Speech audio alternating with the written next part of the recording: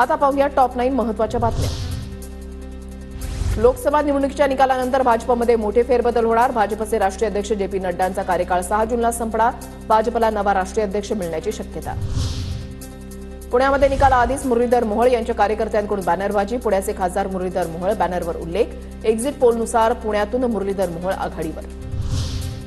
इंदापुरात सुनेत्रा पवार यांच्या विजयाचे बॅनर झळकले। लोकसभा निवडणुकीच्या निकालाआधीच सुनेत्रा पवार यांच्या कार्यकर्त्यांकडून बॅनरबाजी।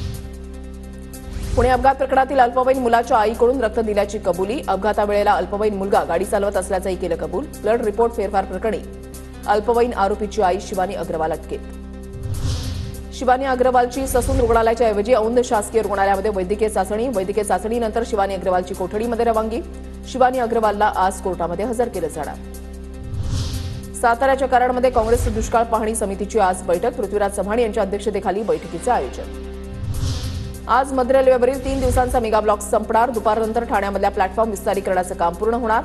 दुपारी 3 नंतर मध्य रेल्वेची वाहतूक सुरळीत होणार। उत्तर भारतासह महाराष्ट्रामधील उष्णतेची तीव्र लाट 2 दिवसांमध्ये कमी होणार। रेमल चक्रीवादळामुळे ईशान्य भारतामध्ये मोसमी वाऱ्यांना अनुकूल स्थिती। पंढरपूरच्या विठ्ठल रुक्मिणीचे पदस्पर्श दर्शन सुरू। मंदिराच्या जतन आणि संवर्धनासाठी 15 मार्चपासून दर्शन बंद होतं।